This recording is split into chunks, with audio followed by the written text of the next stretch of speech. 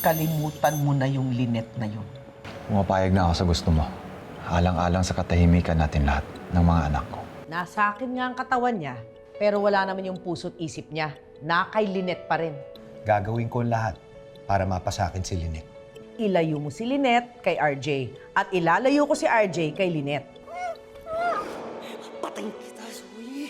Papatayin kita, Zoe! Panaginipan ko si Oscar. The world is not a safe place. You fought the cards! Zoe, bakit mo sinasaktan si Regan? Wala ko kasi si Oscar. Iba talaga kapag may kasama kang lalaki sa buhay, ano? Nagagawa nila yung mga bagay na hindi natin kayang gawin. Swerte mo sa boyfriend mo, ang bait, ha? Ay, naku ma'am, hindi ko pa po boyfriend si Michael. Nagkabalikan na pala kayo ni Robert. I'm so happy for you, amiga. Tama ka eh. Si Lynette nga. You mean si Lynette, si Tisay? Siya ang kabit ni Robert? Ilang beses ko na siyang inilampaso. Pero hindi pa ako tapos sa kanya. Sino ba yung babae yan? Bakit ganyan ang galit sa'yo? Nabuntis po kasi ako nung lalaking akala ko po na mahal ako. Pero hindi ko po kasi alam na may pamilya po siya. Pero ma'am, maniwala po kayo sa akin, hindi po ako kabit. I saw the signs of PTSD kay Zoe. Anxious, magugulatin. I also heard Zoe tell you she dreamt of Oscar. Small things triggers memories in her, making her feel that she's reliving her trauma.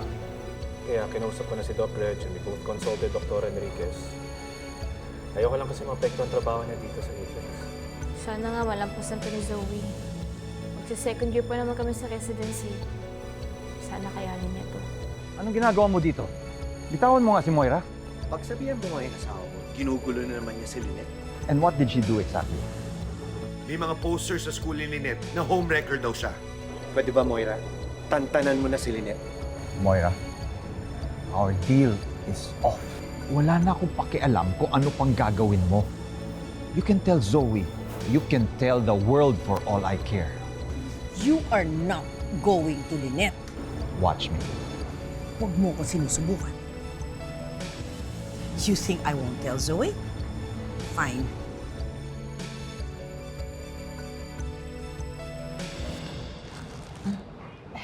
Salamat po. Oh, Michael. Oh, salamat. Lynette. Lynette, okay na. Huwag ka na mag-alala. Na-check ko na lahat ng pasilyo. Wala na nakapaskil. Ha? Thank you.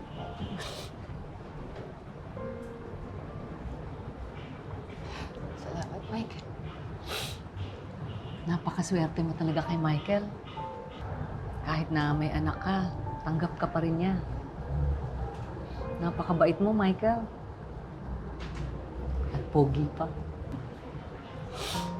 O, teacher. Hindi naman hindi naman ako perpektong tao eh. May mga panahon na nagkakamali rin tayo. Kung tutusin, may mga lapses din ako. Sa kagustuhan kong proteksyonan si Lynette at si Annalyn, paminsan ay lumalagpas din ako sa linya. Pero alam ko naman yung mga pagkakamali ko eh. And as much as possible, I try to be a better person para kay Lynette at kay Annalyn. Pero alam niyo po, mas maswerte ako kay Lynette eh. Kung alam niyo lang kung anong pinagdaanan ni Lynette para mabigyan ng magandang kinabukasan si Annalyn, para maabot ng anak niya ang pangarap niya. Ngayon, siya naman ang umaabot sa pangarap niya. Kaya proud na proud ako sa kanya.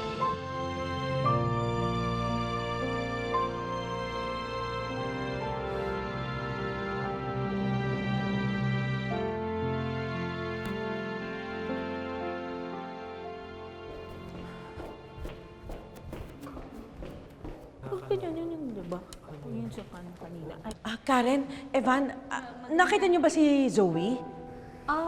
Hindi pa po namin nakita yung anak niya maghapon. Ma'am, pasensya na po. Sorry na po.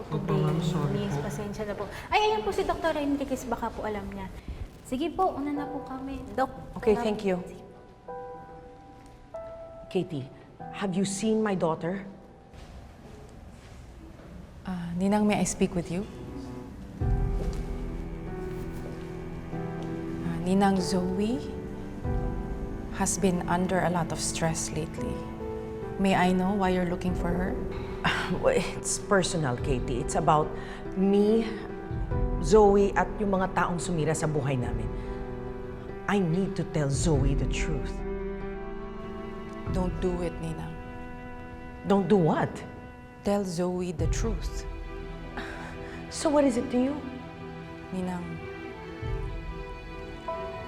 Zoe has PTSD.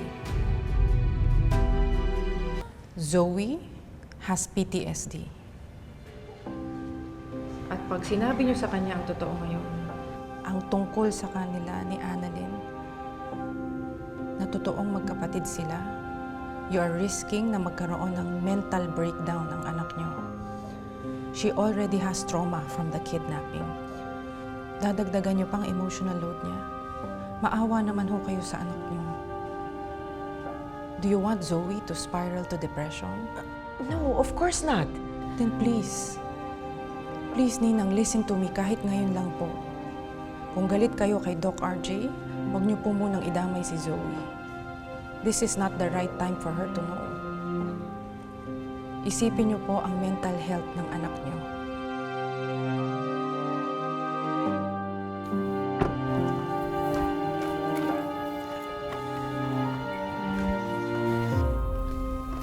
Lynette, huwag mo na isipin yung ginawa sa'yo ni Moira. Kinausap ko na siya. Pinuntahan mo si Ma'am Moira? Michael, hindi mo na dapat ginawa yun. Masalo lang niya ako guguluhin. Alam mo ba kung bakit ka pa niya ginugulo? Pakiramdam niya kasi aagawin pa rin si RJ sa kanya. Tang alam niya, may gusto pa rin kayo sa isa't isa. Michael, matagal ko nang iniiwasan si RJ. Oo nga, alam ko yun. Pero si RJ hindi umiiwas sa'yo. Hanggat alam niyang malaya ka pa, hindi ka niya titigilan. Anong ibig mong sabihin?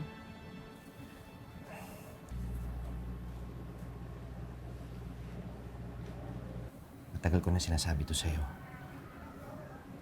Kaya kitang mahalin nang higit pa sa pinaramdam sa'yo ni RJ. Lynette, pwede mo akong gamitin para ipamukha kay RJ na kaya pang magmahal ng iba.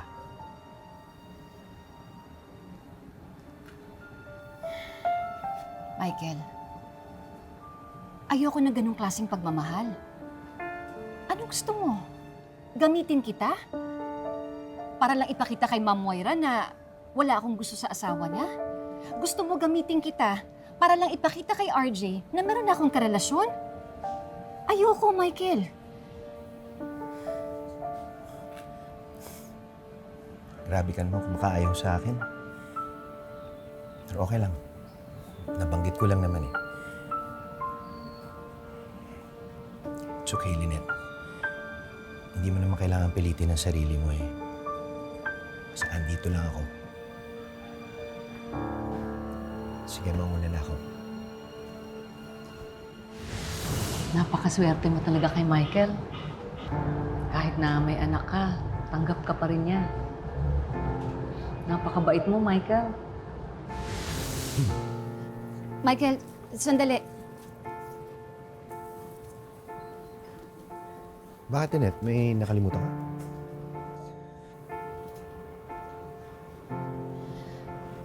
Sige. Subukan natin. Ano? Subukan natin ang alin. Subukan natin. Susubukan kitang mahalin.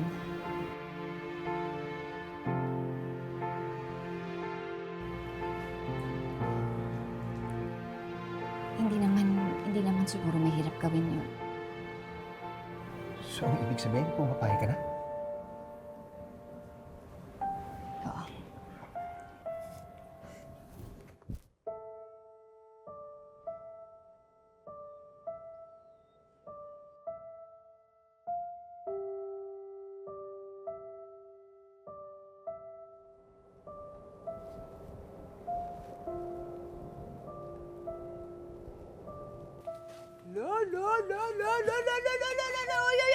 Ano yan? Ano yan? Ano nangyayari? Lala! Hoy! Anong meron? Teka, Bakit teka. yakap-yakap kayo dyan, Mukhang dalawa? may tumama na sa loto ah. Pare, alam ko yung ngiti mo, ha? Sinagot ka na, no?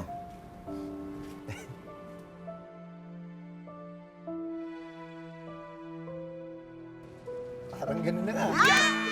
Mga kapitbahay! May shota na si Lynette! Okay, sunod-sunod. 1, 2. Mga kapitbahay! May shota na si Lynette! Okay, sunod-sunod. 1, 2, 3. Diana, I, C,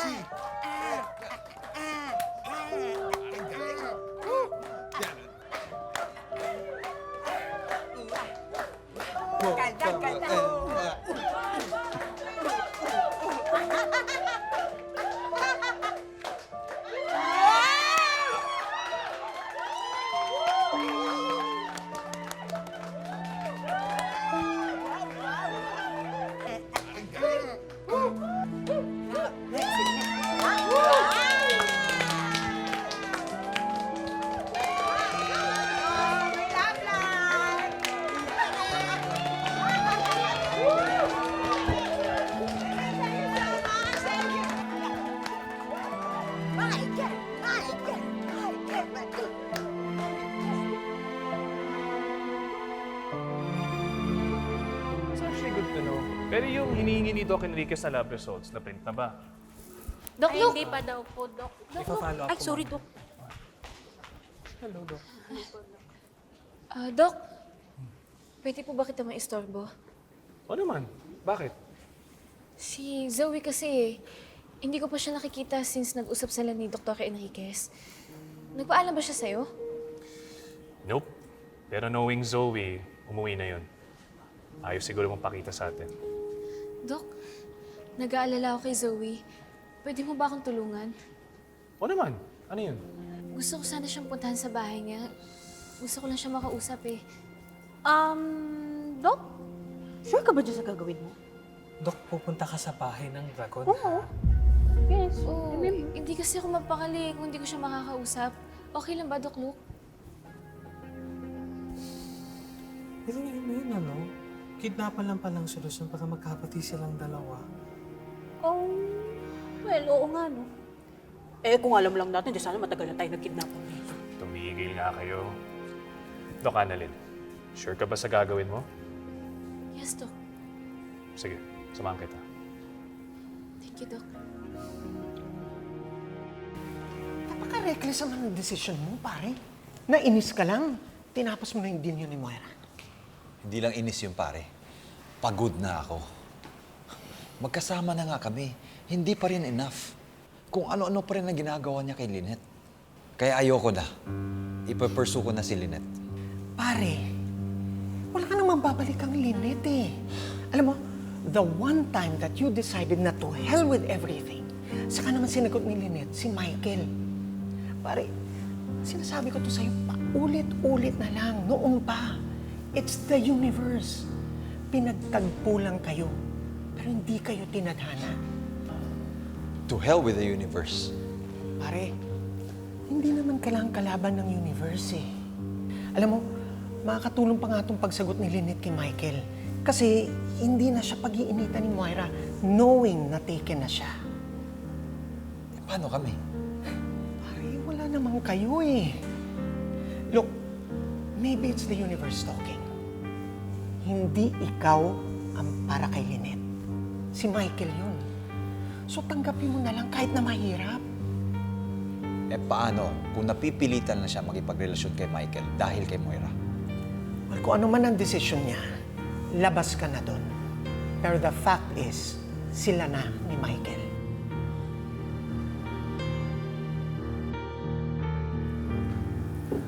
Annalyn, umalis na tayo. I don't think this is a good idea. Di ba mainit sa'yo si Tita Moira? Pag nakita ka, baka magalit pa siya eh. Andito lang naman tayo kasi bibisitahin ko si Zoe. Hindi naman siguro siya magagalit dahil doon. Sige, sabi mo. I'll be back. CR lang ako.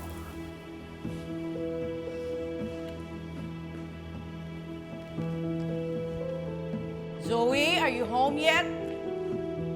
Ma'am Moira, You! Anong ginagawa mo dito? Ma'am Moira, bibisitahin ko lang po sana si Zoe. I don't want you anywhere near my daughter. Leave! Ma'am Moira, kakausapin ko lang po sana Ayaw mo pang umalis, ha? Get out of my house. Ma'am Moira! Masakit po! Ma'am Moira! Kulang pa yan sa mga kasalanan sa akin ng nanay mo. Get Out of my... Ma'am Moira! Tita Moira! Get out of my... Let go of me! Tita, please! That's enough. Baka makita pa tayo ni Zoe. She has been through a lot already. This is the last thing she needs to see. Away, gulo. Please, huwag na natin dagdagan. Ako pang magdadagdag? Ganon? I told you to leave! Now! Tara.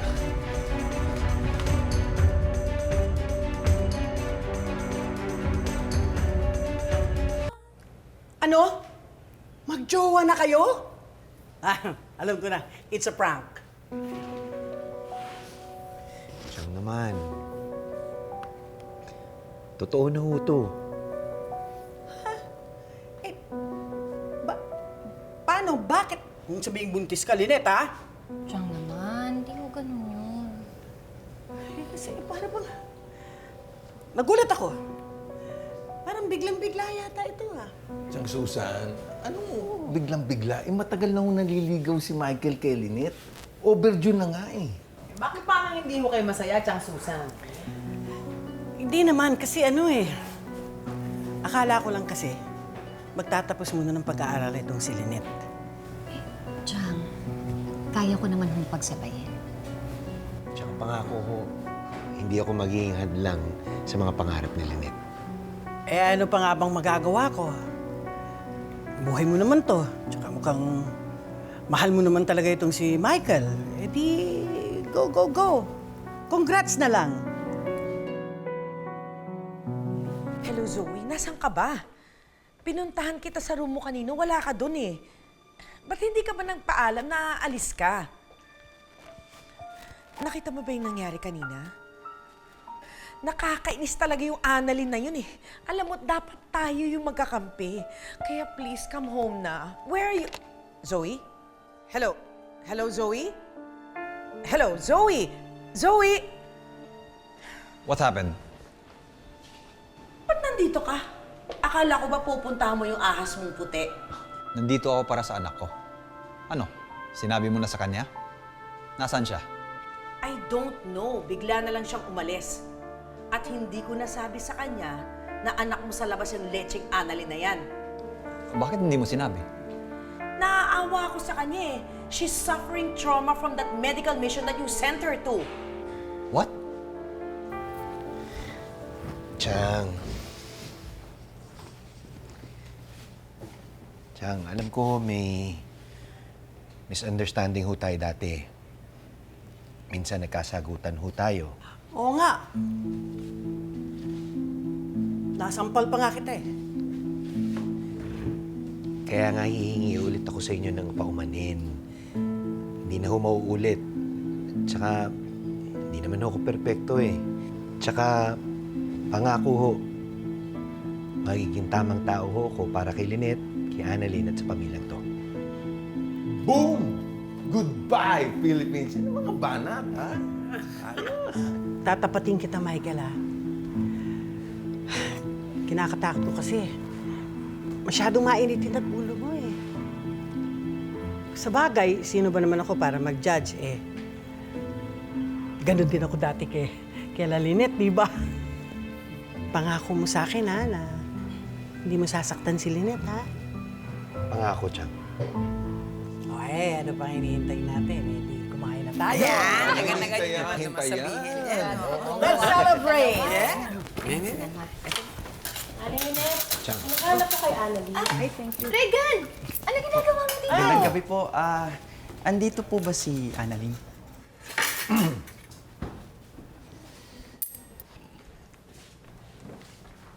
Hinahanap mo si Annalyn. Anong kailangan mo sa kanya? Nag-promise po kasi ako sa kanya na ililibre ko siya. Promise. Ha? Ililibre mo siya? Bakit mo siya ililibre? Nanliligaw ka ba sa kanya? Ano? Nililigawan mo si Annalyn?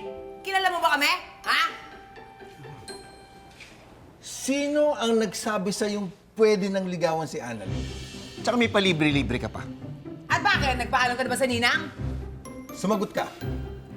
Kasi po... Marunong ka na sumagot! Ha? Tigilan nga ninyo yung bata. Ha? Masyadong advance ang mga utak ninyo. Oo nga, bakit ba tinatakot niyo si Regan? Kilala ko yan, yung batang yan, mabait yan. Lagi akong tinutulungan yan pagka naglalakad ako papuntang kantin. Tsaka, lagi akong binublow out mo. Ayun! Papalakas ka, sumisip-sip ka. Ha? Ha? Hindi. Tsaka nanliligaw ka nga. Yun na yun eh. Mga malisyoso kayo. Kilala ko yan si Regan. Hindi yan nanliligaw kay Annalyn. Di ba, Regan? Opo, ba't ko naman liligawan yun? Teka, parang nangiinsulto ka pa. Anong tingin mo? Hindi maganda yung anak-anakan namin? Feeling mo, gwapo ka? Ano, feeling mo yung titled ka? Sandali. Pwede ba tumigil na kayo, ha? Tantanan niyo na si Regan. Bumalik kayo sa mga pwesto na. Bumalik na kayo. Diyosa, talaga... Oh, Romwell. Michael.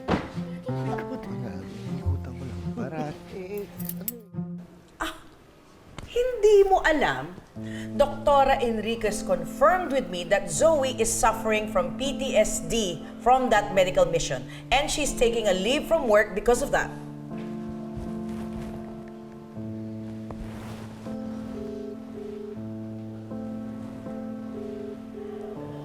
Zoe, pick up. Alam mo, kasalanan mong lahat ito eh. Ikaw ang nagpadala kay Zoe dyan sa medical mission na yan. At ikaw din ang magiging dahilan kung bakit masisira ang buhay niya once she finds out your dirty little secret. Oo na, kasalanan ko na. Eto na nga, kinakarma na ako. Because I will never be happy. Sana nga natuluyan na ako nung binaril ako kaysa magkasama pa kita buong buhay. Yaka! Sige, sampalin mo pa ako. Kahit ilang beses mo pa ako sampalin because it will never surpass the pain of seeing yung mahal mo sa buhay na may kasama ibang lalaki.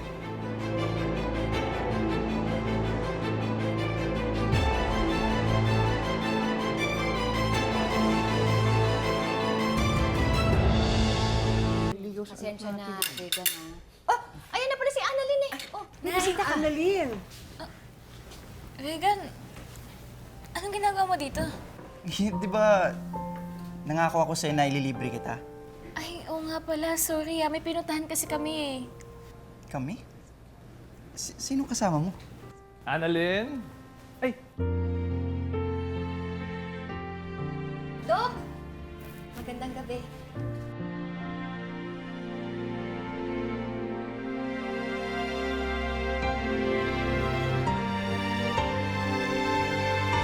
May sasabihin sana ako sa'yo eh.